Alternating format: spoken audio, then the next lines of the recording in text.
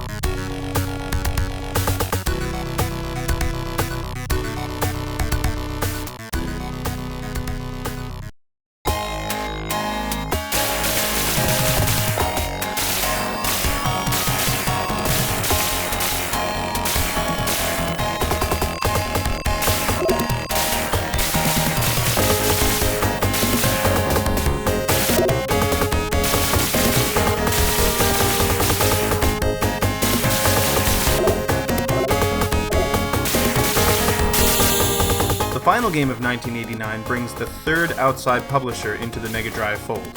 Micronet is a Japanese publisher and developer which has been around since 1982.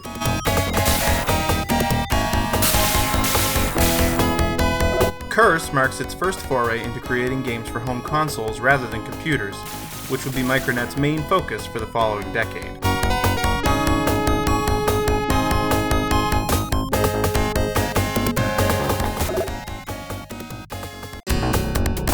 Curse is a rather average shooter, only notable for its extremely brief 4 total levels and its above average difficulty.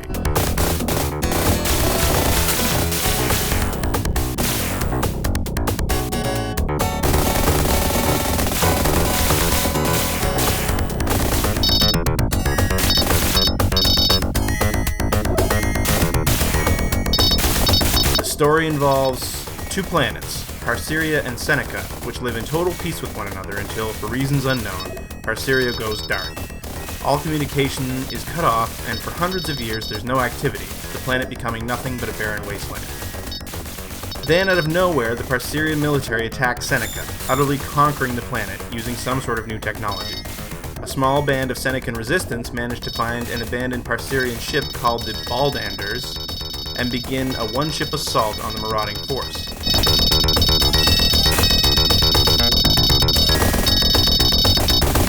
Curse features 3 different upgradable weapons with which to fight through the endless parade of enemies and obstacles.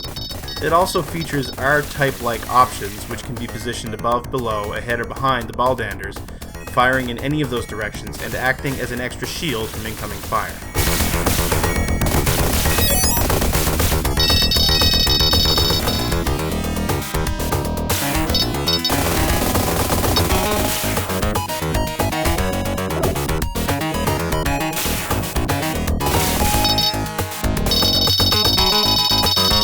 Anyone who's watched previous episodes of Generation 16 knows I'm not that great at shooters in general, but that being said, Curse is still pretty difficult.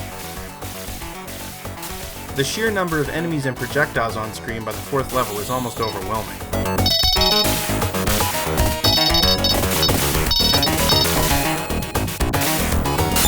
Curse was originally set to receive a US release, but this was ultimately scrapped. Micronet would release subsequent games in the West under their North American publishing arm, BigNet.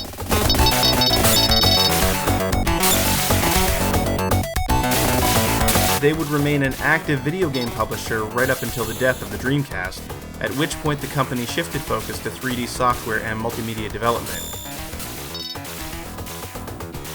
And it must have worked because Micronet still exists today.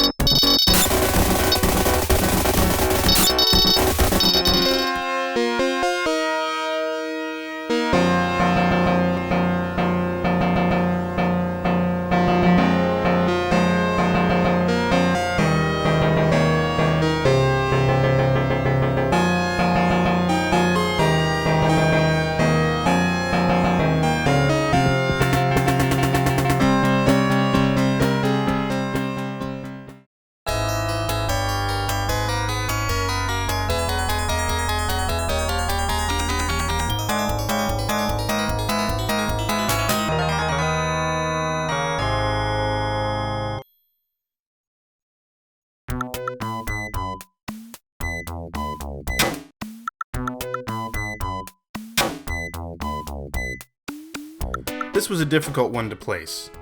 There's actually a question around whether Tetris on the Mega Drive was ever released at all, even though a few legitimate copies have made it into the wild. And if it was officially released, I don't think anyone knows the particular release date. To understand why, it's worth running through the twisted tale of Tetris. This might take a while, but I promise it's a great story. All of the following information has been taken mainly from two books, David Sheff's Game Over and Stephen Kent's The Ultimate History of Video Games. In 1985, at the Dorodnitsin Computing Center of the Soviet Academy of Sciences, a young Russian mathematician by the name of Alexei Pajitnov is putting the finishing touches on a little game he calls Tetris. Built on an old Electronica 60 computer, the game is extremely simple looking, but very addictive. By enlisting the help of two others, Vadim Gerasimov and Dmitry Pavlovsky, Pajitnov is able to improve the game's visuals greatly and add IBM PC compatibility. Tetris begins to spread throughout offices in Moscow and the rest of the Soviet Union. Pajitnov suggests to his superiors that Tetris should be distributed outside the Soviet Union. One of his superiors agrees and sends an evaluation copy to the Institute of Computer Science in Budapest, Hungary. The engineers there like the game a lot and port it to other computers. Enter Robert Stein. In June 1986, Stein is in Hungary at the Institute of Computer Science to look at new software candidates for distribution through his company, Andromeda Software. While at the institute, he happens to see a copy of Tetris running on a nearby computer, tries it, and is immediately hooked. He decides then to pursue the distribution rights from the Soviets. At the same time he attempts to contact the computer center in Moscow to begin negotiations, Stein sends out feelers to other software companies in order to assess whether buying the rights will be worthwhile. Jim McAnochy of UK-based Mirrorsoft shows interest, as do Phil Adam and Gilman Louie of US-based sister company Spectrum Holobyte. The two companies buy home computer rights to Tetris from Stein for their respective markets and begin work on PC-compatible versions of the game. Meanwhile, Stein receives a telex from Pajitnov in Moscow saying the Soviets are willing to negotiate a deal. So to summarize, Robert Stein has pre-sold home computer rights of Tetris to Mirrorsoft and Spectrum Holobyte, but has every reason to believe that the Russians will sign a contract for those rights in the near future. In November 1986, Pajitnov and his superiors at the computer center indicate to Stein that they are ready to make a deal for the IBM-compatible rights to Tetris. Robert Stein seems to take this as a confirmation of an incoming contract. Alexei Pajitnov has since said this was merely an agreement to continue negotiating. In December 86, after traveling to Moscow for his contract, Stein learns that a new group, Academy Soft, has taken over negotiations, and they demand one concession after another. Stein, who has already sold the rights he's trying to gain, apparently gives them everything they ask. Still, Stein leaves Moscow with no contract in hand. 6 months later, in June 1987, Stein still doesn't have a signed contract, but he goes ahead and finalizes his sub-licensing deal with Mirrorsoft and Spectrum Holobyte. Stein informs the Soviets of this and begs for a signed contract. By December 87, he sends a letter to Academy Soft begging for at least a letter of intent.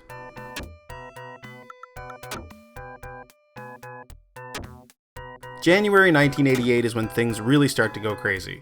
Mirrorsoft and Spectrum Holobyte release Tetris in their respective regions, and it's an immediate hit. In the Soviet Union, the newly formed Elektronorg Technika, or ELORG for short, the Ministry for Import and Export of Hardware and Software, informs Pajitnov and Academy Soft that negotiating for the rights to Tetris was out of their jurisdiction. Alexander Alexenko takes over the negotiations. Meanwhile, Hank Rogers of Bulletproof Software in Japan sees Spectrum Holobyte's Tetris at a trade show and immediately negotiates for Japanese home console and coin-op rights. Gilman Louie sells Rogers the Japanese home computer and console rights. Louie then calls McAnochy at Mirrorsoft to inform him of the deal with Bulletproof Software. McAnochy is confused and explains that he's already sold the worldwide home console rights to Atari Games. Confusion ensues. Who owns these rights? After some intervention from the Maxwell family, which owns both Mirrorsoft and Spectrum Holobyte, Atari Games is awarded the actual rights and are told to sub-license the Japanese home console rights to Rogers at Bulletproof Software. Finally, more than 2 years after his initial meeting, Elorg signs a contract granting Stein worldwide IBM-compatible rights to Tetris in May 1988. Spectrum Holobyte and Microsoft's versions are now nice and legal, and Stein assumes this contract extends to the home console rights already sold to Atari Games and Bulletproof Software. Hank Rogers is still looking for the Japanese coin-op rights and learns that Atari Games has sub-licensed those to Sega. Given that Atari Games is prepping to launch a coin-op version of Tetris in North America and has sub-licensed the same rights to Sega in Japan, by July 1988, Robert Stein begins negotiations to attain those rights from Elorg. It needs to be said here that Hank Rogers enjoyed an uncommonly close relationship with Nintendo. This is probably why, by October 1988, Nintendo had contracted him to get the handheld rights to Tetris in order to bring the game to their upcoming portable game system, the Game Boy. US Nintendo head Minoru Arakawa had seen Tetris at a trade show earlier in 1988 and was convinced he'd found the monster hit Nintendo would need to make Game Boy sales go through the roof. After a bit of research, he and Howard Lincoln were left convinced that Robert Stein did not own the handheld rights to the game. Arakawa decides to approach Hank Rogers in an attempt to get the handheld rights to Tetris. He explains Nintendo's plans for Game Boy to Rogers and says that if Bulletproof Software can get the worldwide handheld rights to Tetris, Nintendo will sub-license from him exclusively. Smelling a huge windfall, Rogers accepts the challenge and immediately contacts Microsoft about the rights. By the end of 1988, Rogers has worked his way up to Robert Stein, who tells him that he is in the process of acquiring the handheld rights from Elorg. Bulletproof Software's PC and Famicom versions of Tetris are also released at this time. By February 1989, Hank Rogers is sick of getting the runaround from Stein and decides to go right to the source. He heads to Moscow in order to obtain the handheld rights to Tetris himself.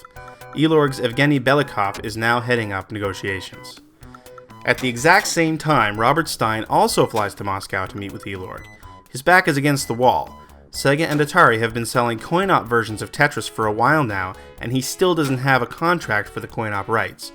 Plus, he's promised the handheld rights to Hank Rogers, which he also doesn't own. Meanwhile, Microsoft has dispatched Kevin Maxwell to Moscow at the same time to sew up the handheld and coin-op rights deal that Stein just can't seem to close. Elorg are extremely impressed with Hank Rogers, and quickly sell him the worldwide handheld rights to Tetris. Rogers, mission accomplished and basking in the glow of a job well done, proudly produces a copy of the Famicom Tetris cartridge he's been selling in Japan for the past few months. The mood in the room immediately changes as Belikov demands an explanation.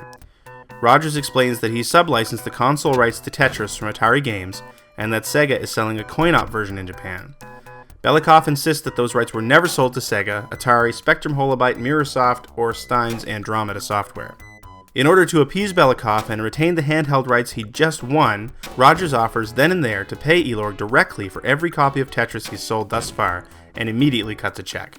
The next day, Kevin Maxwell meets with Belikov to sew up worldwide rights to Tetris. Instead, Belikov presents Maxwell with the Bulletproof Software Tetris cartridge for the Famicom and demands to know what it is. Maxwell, unaware that Microsoft has sub-licensed Japanese console rights at all, dismisses it as a pirated version of the game. For providing the Russians with all the proof they need that Microsoft does not really have the console rights to Tetris, Maxwell is rewarded with nothing but an agreement for first right of refusal for coin-op, handheld, and merchandising rights for Tetris. Meanwhile, Elorg makes Hank Rogers the ultimate offer: exclusive worldwide publishing rights for all console versions of Tetris. Given 3 weeks to make a decision, Rogers decides to bring in a partner with the money to make the Soviets an offer they can't refuse: Nintendo. On February 24, 1989, Robert Stein meets with Evgeny Belikov in order to, he hopes, acquire the handheld and coin-op rights to Tetris. Remember, Stein is desperate for the coin-op rights, as both Atari and Sega have been selling a coin-op version for a while now. Perhaps it was this desperation that led to what happened next. Belikov, having already sold the handheld rights to Hank Rogers, and become fully aware of the home console and coin-op games being sold worldwide, presents Stein with a backdated contract addendum and says no coin-op negotiations will take place until it's signed. Although Stein does examine the addendum, he somehow misses a line which states that the word computer is defined as a device that has a keyboard. Stein signs the addendum, and by doing so not only earns the coin-op rights he was looking for, but nullifies the console rights he thought he had and which had previously been sub-licensed to Atari Games. This gives Hank Rogers and Nintendo the legal freedom to tie up those rights. The next month, Arakawa, Lincoln, and Rogers all come back to Moscow and finalize the contract that gives Nintendo the worldwide console rights to Tetris. Nintendo immediately sends a cease and desist letter to Atari Games to put a stop to any home console versions being released by Atari or any of its sub-licensees, particularly in regards to the NES version of Tetris, which Atari is preparing to release in North America under its Tengen label. In May 1989, Tengen ships Tetris for the NES in spite of the cease and desist from Nintendo.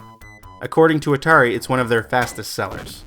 Atari sues Nintendo, Nintendo countersues Atari. Nintendo eventually gets an injunction against Atari that blocks the sale of Tengen's Tetris for the NES. I'm guessing it was on or around this date, give or take a few months, that Sega released the Mega Drive version of Tetris in Japan because it was taken off the market so quickly. When the music stopped, the only groups with a chair were Nintendo, Bulletproof Software, and Elorg. Nintendo went on to sell millions of Tetris on the NES as well as pack Tetris in with millions of Game Boys sold around the world. Hank Rogers made money on every one of those. Robert Stein's coin-op and PC rights were still good, but the whole ordeal stunted the flow of money from his sub-licensees, as many in the chain of licensees stopped making payments while there was a question of rights ownership. Atari Games got stuck with approximately 270,000 copies of Tetris for the NES that were illegal to distribute. The estimated street value at the time was about $300 per cartridge. Those 270,000 copies were eventually destroyed.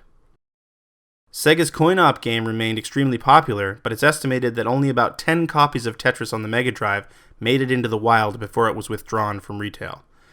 The end result is that this is one of the most sought-after collector's items in the history of video games, with copies going for thousands of dollars during the rare occasion when they're sold.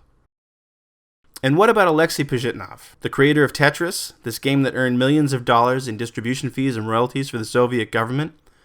Apparently, his reward was a few rubles and a free IBM clone computer.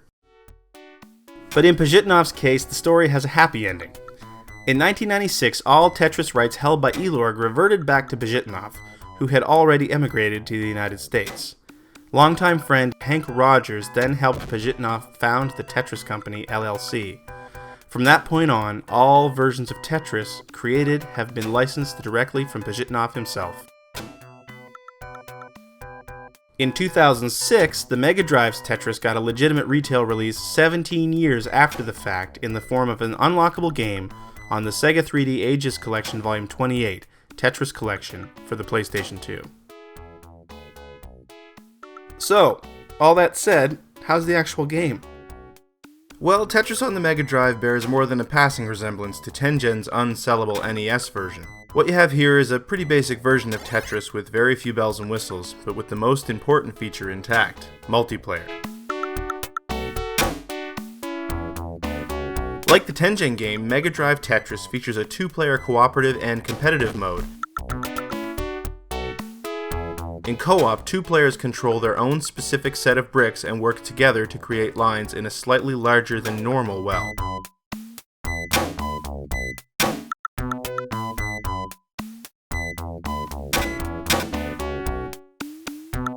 Competitive mode is a contest to see who can get the highest score using the exact same set of bricks. Where this is one of the very first versions of Tetris, you don't get any sort of commonplace features like garbage bricks sent to your opponent when you complete a line or anything.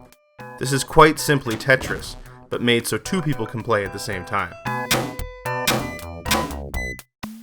Mega Drive Tetris also features what are called special blocks. I haven't totally figured out exactly what every one of these does, but every now and then one of your regular blocks will be flashing when it drops, and it'll have a different effect when it hits the bottom of the well. One very strange thing about Tetris on the Mega Drive, at least compared to other contemporary console versions, is that you're only able to rotate the falling blocks in one direction. I'm not sure exactly why this is the case, but it makes some of the strategies I've always taken for granted much more difficult to pull off. The overall presentation is pretty underwhelming. The well and blocks look nice enough, but what's with the generic low-res Windows desktop images that keep popping up in the background? It's a shame that the world missed out on Tetris for the Genesis, but it's not an overwhelmingly great port or anything.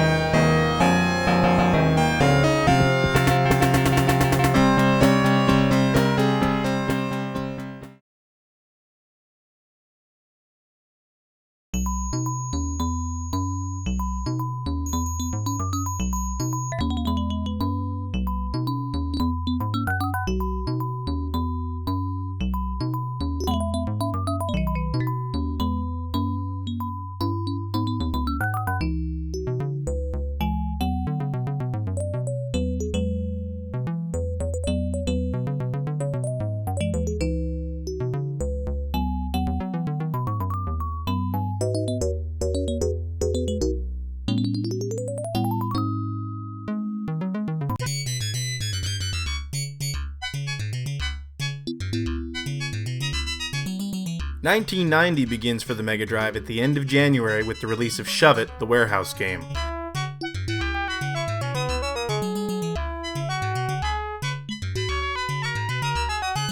Here you play as Stevedore, a lone warehouse man tasked with organizing floor after floor of scattered boxes in as few moves as possible. Your motivation? To make enough money to buy a red sports car and impress the girl of your dreams. Of course.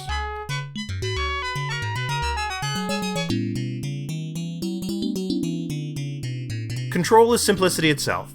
Stevedore can only move in the 4 cardinal directions and can only push boxes, not pull them. So if you push a box against a corner, that's where it's going to stay.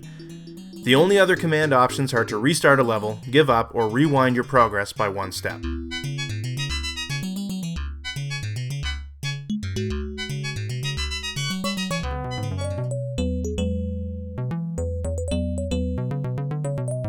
Shove It also includes a full level editor, which, thanks to the game's inherent simplicity, works really well even with a controller.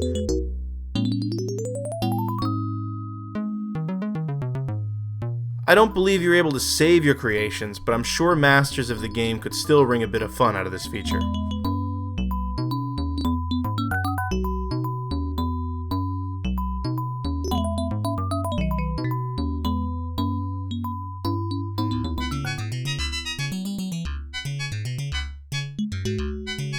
Shove It is a port of the 1982 NEC PC-8801 game Sokoban, which was created by Hiroyuki Imabayashi and published by Thinking Rabbit.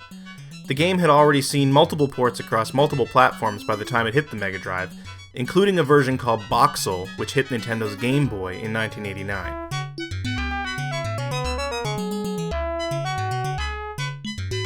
Shove It also represents the arrival of the latest third-party publisher on the Mega Drive, Messiah, which is the software division of Nippon Computer Systems.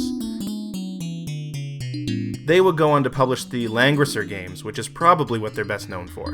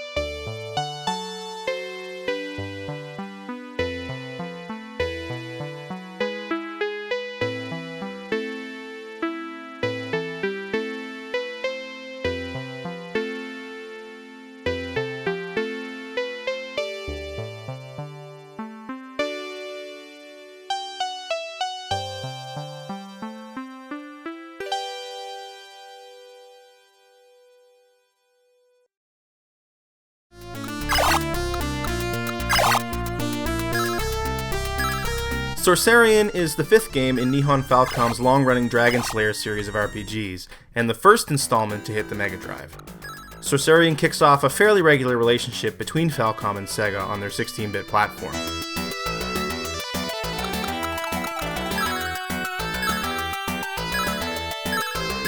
Starting with the 5th episode in the series isn't really a big deal continuity-wise, as the various Dragon Slayer games are related in the same way as Final Fantasy games.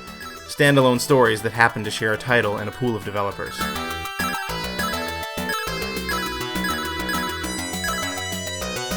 Sorcerian on the Mega Drive feels pretty archaic when compared to contemporary console RPGs like Dragon Quest and Phantasy Star. What we have here is an almost entirely menu-driven navigation system, which makes it pretty difficult to play if you can't read Japanese. Through the menu, you can create a group of characters, visit the town to buy supplies and weapons, build your party, and advance time.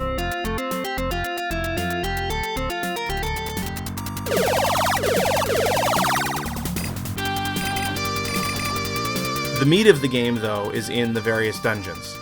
Sorcerian on the Mega Drive features 10 new dungeon crawling scenarios relative to the IBM PC original. The entire point of the game is to put together a party and take on these various scenarios in any order you like. There doesn't appear to be any overarching story in Sorceria.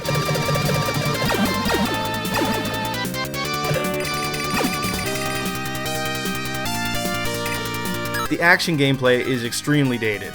All 4 characters walk in a row, and all attack simultaneously with the same button press. Jumping is handled by pushing up on the D-pad. I'm sure this sort of control scheme was acceptable on a computer keyboard, but it feels positively useless on a console controller.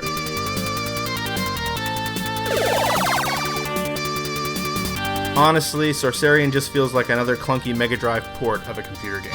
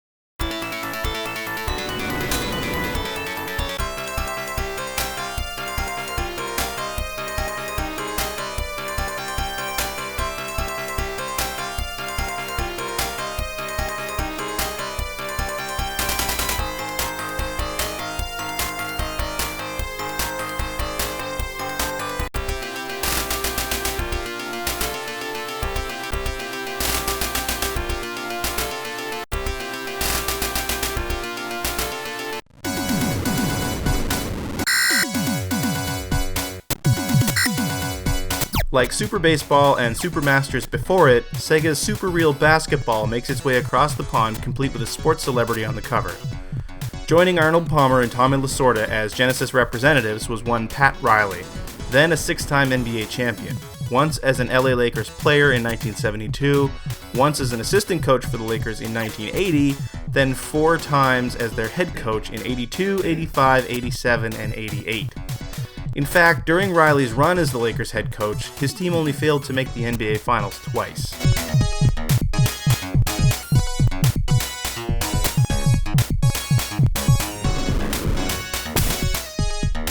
Outside of the title screen, Pat Riley Basketball went through pretty much zero change when it was brought to the Western market.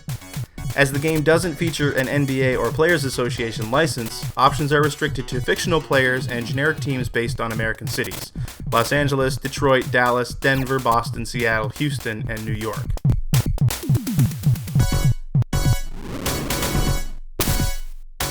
There are 2 gameplay options: single games or tournament play, and the player is able to adjust team strategies between quarters or after calling a timeout.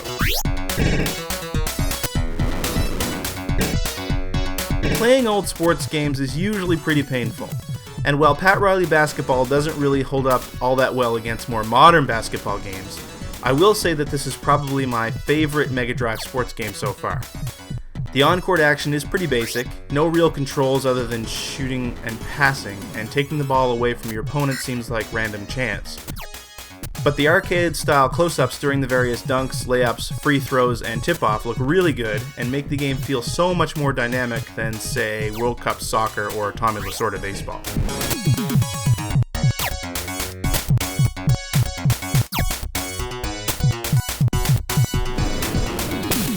It's also important to note that with the release of Pat Riley Basketball in the US, the Genesis had respectable video game versions of 2 of America's top sports within its first year on the market.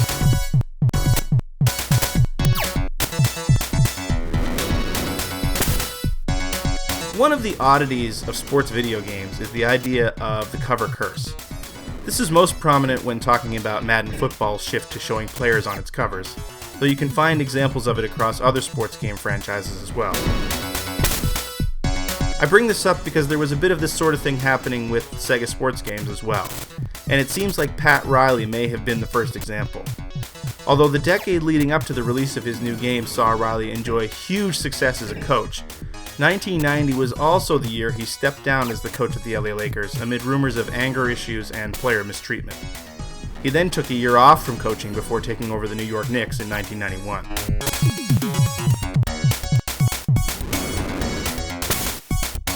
I guess it all worked out for him in the end, though. Riley is currently the team president of the Miami Heat, who won him his 7th and 8th NBA titles, the most recent coming in 2012. He's the only man in the NBA who has won titles as a player, a coach, and a member of the team executive. Not too shabby.